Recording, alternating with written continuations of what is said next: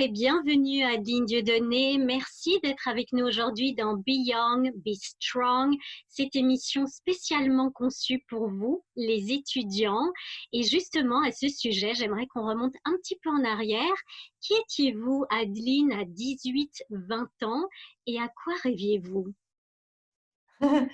À 18-20 ans, donc j'étais une petite jeune fille. Attendez, je vais vous montrer. Donc, ça, c'est mon album de famille. Hop. Alors, est-ce qu'on me voit bien? Ah, la fille là en noir qui a l'air un peu limite un peu gothique. Oui. Et la fille avec ses lunettes là à côté aussi, toute blonde qui sourit. J'étais qui à 18-20 ans? Eh ben, je venais de partir de chez mes parents. Je suis partie le lendemain de mes derniers examens. Dès que j'ai eu mon diplôme de réto, je suis partie. J'ai mis mon matelas sur le toit de ma voiture et je suis venue vivre à Bruxelles avec mon amoureux. Et j'ai commencé, enfin, j'ai présenté l'examen d'entrée au Conservatoire de Bruxelles. Et donc, je rêvais de devenir une grande actrice de cinéma. Alors que ce soit à travers le théâtre ou à travers les romans que vous écrivez, pourquoi est-ce que vous aimez vous glisser dans les peaux d'autres personnes que la vôtre? Parce que j'ai un gros problème avec les choix et je trouve ça vraiment abominable d'avoir qu'une seule vie.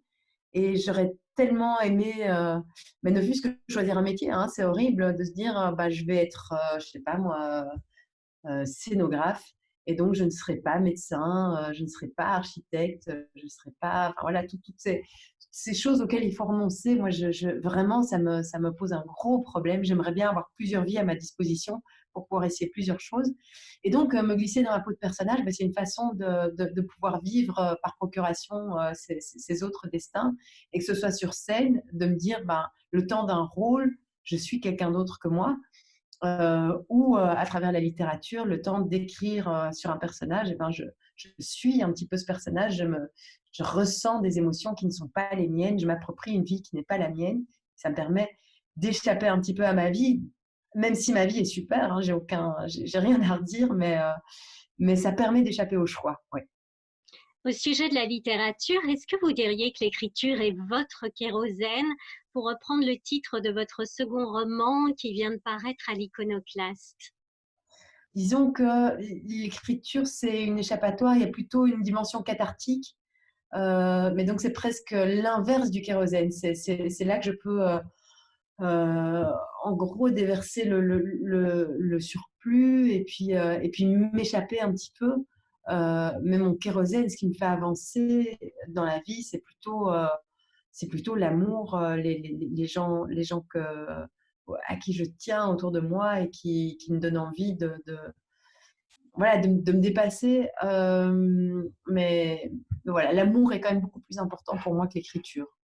Est-ce qu'à l'instar de Romain Gary que vous citez dans ce livre, vous avez envie de dire je me suis enfin exprimée entièrement, même si évidemment je ne vous souhaite pas la même fin que la sienne.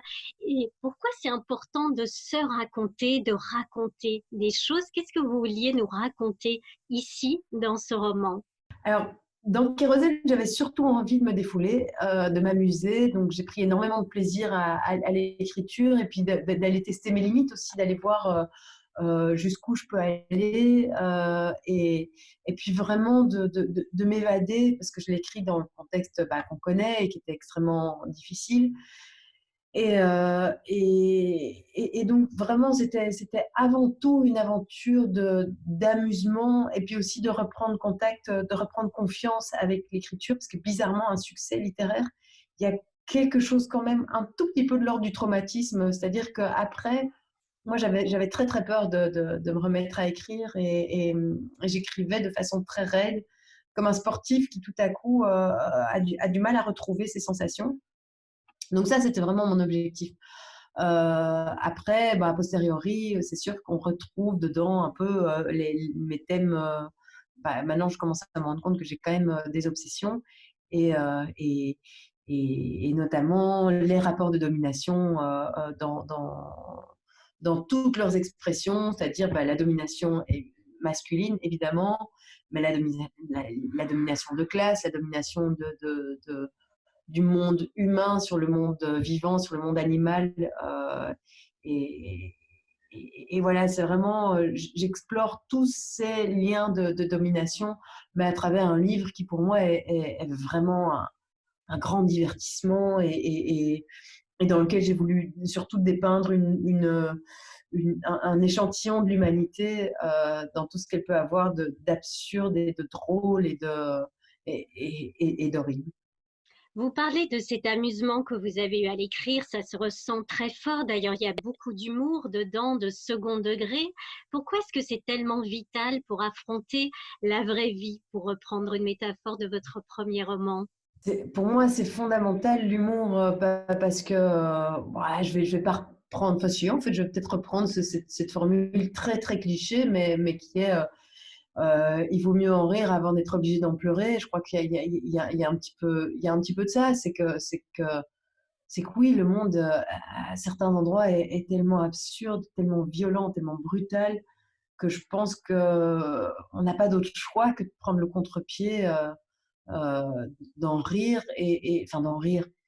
Ouais, en tout cas de trouver une forme de décalage et de surréalisme, de changer d'angle en fait pour pouvoir le regarder parce que si on le regarde frontalement et si on le raconte frontalement, c'est à la fois intolérable et puis c'est lourd et puis c'est indigeste et donc moi je trouve qu'il y a toujours beaucoup plus d'élégance et de panache à raconter les choses avec du second degré, avec un angle un petit peu original qui va surprendre, et puis qui porte l'empreinte aussi d'un auteur. C'est-à-dire que bah, si on se, enfin, pour moi, si on se contente de raconter les choses telles qu'elles sont, sans y apporter le filtre de son propre point de vue dessus, bah, à ce moment-là, on fait du documentaire, on fait pas de la fiction.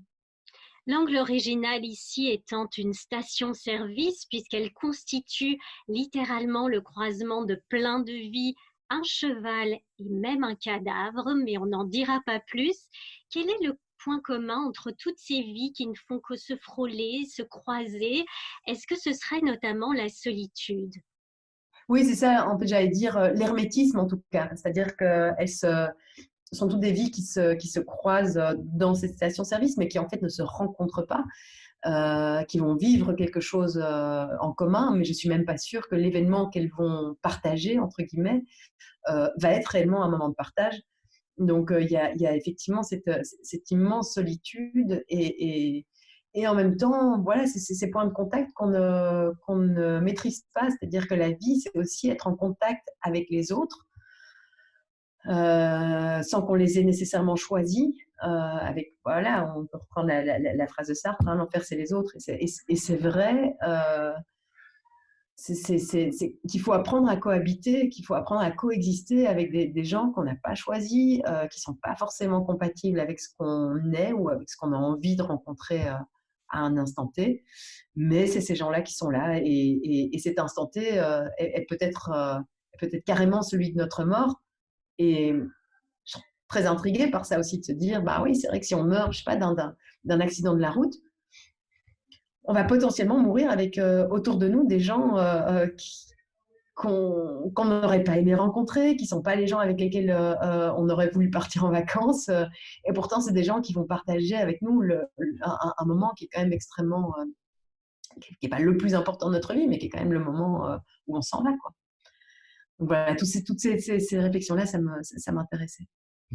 Il y a une réflexion que se dit l'un de vos personnages, c'est qu'elle essaye de comprendre à quel moment de sa vie ça peut basculer. Ce thème du basculement, on le retrouve à nouveau ici. Pourquoi est-ce qu'il vous intéresse tant? Et est-ce que vous diriez qu'on est peut-être tous capables du pire? Oui, ça, je pense on est tous capables du pire. D'ailleurs, à un moment dans le livre, je pose la question de l'obéissance avec le personnage de Julie qui va dîner chez ses futurs beaux-parents qui sont un couple de gynécologues à la retraite et qui lui disent « Ah, mais vous voulez voir votre utérus ?» et elle, comme c'est une fille obéissante et gentille, elle dit ben, « Ok », parce que ça a l'air de leur faire tellement plaisir de l'ausculter. Et donc oui, je pose la question effectivement de l'obéissance et jusqu'où notre obéissance peut nous mener. Moi, je pense enfin, je pense, j'ai rien inventé, hein. Si on repense à l'expérience de Milgram, on en a une belle illustration. Enfin, et c'était une façon de mettre en lumière le nazisme, la solution finale. Voilà, on sait très bien qu'on est tous capables du pire, et je ne pense pas qu'on puisse affirmer aujourd'hui que. Enfin, moi, je ne peux pas affirmer que j'aurais été dans le camp des résistants, dans le camp de ceux qui ont dit non. Donc, bien sûr, on est tous capables du pire. Et ce point, le moment du basculement, c'est juste que d'un point de vue narratif, c'est le moment qui est intéressant. Évidemment, si je raconte l'histoire de quelqu'un qui est assis dans son canapé et qui chill un dimanche après-midi, et que c'est un moment ultra banal de sa vie, ben, ça va pas intéresser grand monde. Ce qui est intéressant, effectivement, c'est le moment où les gens prennent des décisions extrêmes, prennent des tournants dans leur vie. Et ça, on le vit tous, à un moment ou à un autre, des moments qui sont vraiment des moments où notre vie bascule, notre vie change, que ce soit parce que c'est quelque chose qu'on a décidé nous, ou que ce soit par des événements extérieurs qui nous obligent à sortir de notre zone de confort, à arriver dans des zones où on se découvre, et où effectivement on est capable du pire ou du meilleur. On ne sait pas du tout comment on réagit à ce moment-là. Vous disiez que vous vous rendez compte à nouveau que certaines de vos obsessions reviennent dans ce roman-ci. Je pense notamment à la violence physique ou psychique qui est omniprésente, qu'elle soit faite aux animaux ou aux femmes. Pourquoi ce thème de la violence vous habite tant? Parce qu'on vit dans un monde qui est terriblement violent, et que moi je ne peux pas faire abstraction de ça.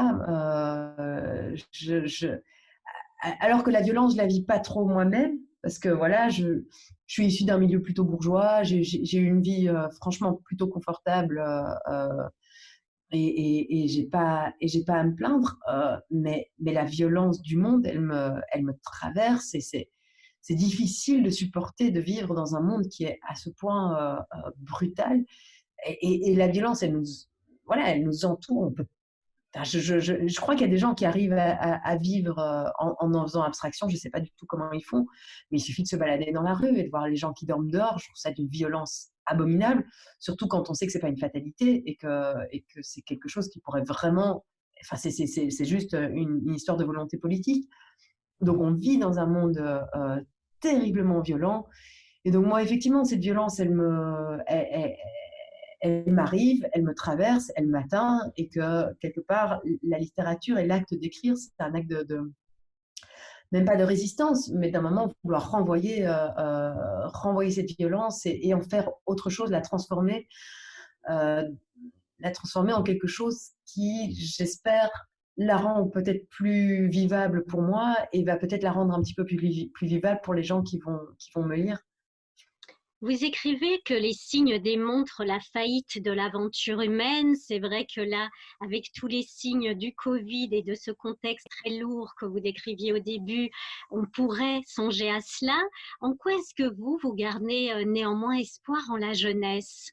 Déjà, je pense que c'est dans les moments de grands bouleversements que notre humanité s'exprime. Je ne crois pas du tout dans le fait que on redevient des animaux, et que en période de difficulté, on va se replier les uns sur les autres, et être dans un réflexe de compétition. J'ai plutôt, mais c'est peut-être un optimisme un peu naïf, hein, mais j'ai plutôt l'impression qu'on arrive quand même à un moment de notre civilisation où on est capable de comprendre que bah, il faut payer les uns sur les autres, que la meilleure option, c'est la solidarité. Et je trouve, malgré tout, cette crise, elle nous montre ça, c'est qu'on s'est tous sacrifiés, on a tous sacrifié beaucoup, beaucoup, beaucoup, beaucoup pour protéger les plus vulnérables. On aurait pu ne pas réagir comme ça. On aurait pu se dire, bon, bah, tant pis, bah, voilà, les plus forts survivent, et les plus faibles vont mourir. Ça n'a pas été notre réaction, ça n'a pas été notre réaction au niveau politique, et ça n'a pas été notre réaction au niveau euh, civique, au niveau individuel.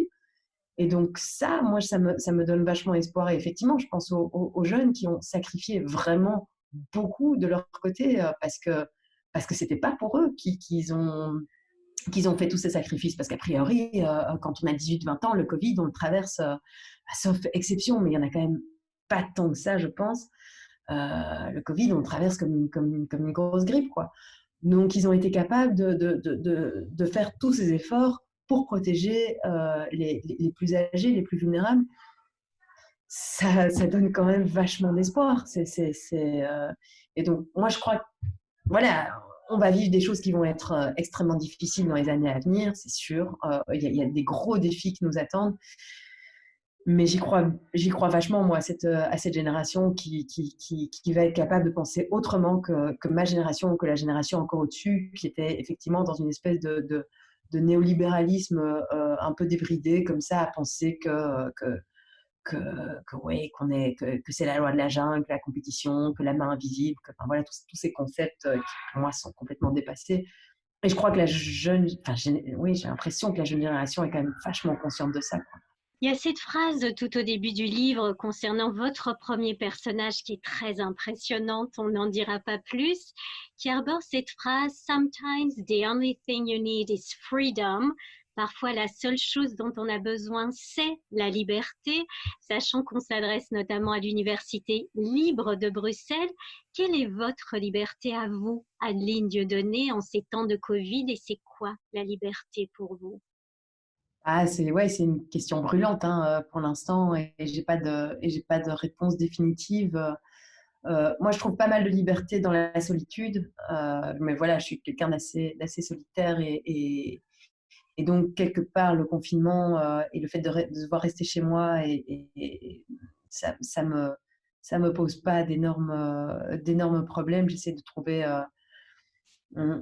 mon mon espace de liberté là-dedans. Après, effectivement, c'est toujours la question de savoir à quel moment est-ce qu'on doit accepter, enfin voilà, qu'est-ce qu'on doit accepter et finalement, la liberté qu'on choisit, enfin qu'on accepte de sacrifier, elle est au bénéfice de qui et à quel moment est-ce que c'est juste et à quel moment ça ne l'est plus. Et c'est vrai que c'est une question qui est brûlante pour l'instant.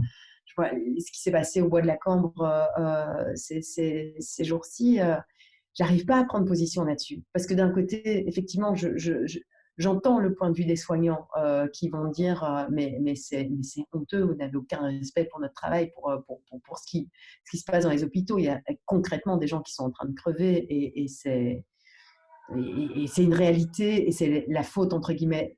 Ah oui, c'est la faute de plein de gens, mais c'est pas le moment de se poser cette question-là. On est juste face à une réalité où on doit tous prendre nos responsabilités. Et d'un autre côté, je me mets à leur place. Franchement, j'aurais leur âge, à mon avis, j'aurais fait pareil voilà, parce que ça fait un an qu'ils font des efforts énormes et qu'on pense pas à eux, que vraiment, je trouve qu'au niveau politique, ils ont été ignorés, oubliés. Je pense qu'il aurait vraiment été possible de créer des espaces de liberté à l'intérieur de cette pandémie et voilà, de permettre des soupapes ou même simplement de mieux expliquer les choses, de plus prendre en compte, d'avoir un discours 150 000 fois plus empathique et ça n'a pas été le cas. Et donc, je comprends aussi qu'à un moment, on dise ouais, si c'est comme ça, merde. Parce que voilà, parce qu'il y a un énorme problème de communication. Et surtout qu'il n'y a pas de promesse qui est faite, il n'y a pas de perspective. Si aujourd'hui, ils nous disaient écoutez, c'est vrai qu'on a merdé, c'est vrai que le, voilà, le confinement est une mesure d'échec face à des moyens hospitaliers qui n'ont pas été, qui ont été rabotés toutes ces dernières années et qui font qu'aujourd'hui on est dans cette situation-là. Mais donc on a compris la leçon et on va faire et ça va changer. Et dans les années à venir, on s'engage vraiment à ce qu'il y ait des changements fondamentaux. Mais c'est pas ça qu'on entend. Et donc je comprends qu'à un moment il y a un ras-le-bol et que les gens, bah voilà, ils ont besoin de reprendre leur liberté et que ça s'exprime à des endroits qui ne sont pas forcément toujours justes, pas forcément toujours maîtrisés. Donc voilà, mais cette question, elle est, ouais, on pourrait en débattre et en disserter pendant des heures et des heures. En tout cas, nous, on aime votre liberté d'écrire et d'imaginer des choses incroyables. Merci beaucoup, Adeline Dieudonné, pour ce témoignage et portez-vous bien. Merci à vous. À bientôt. Au revoir.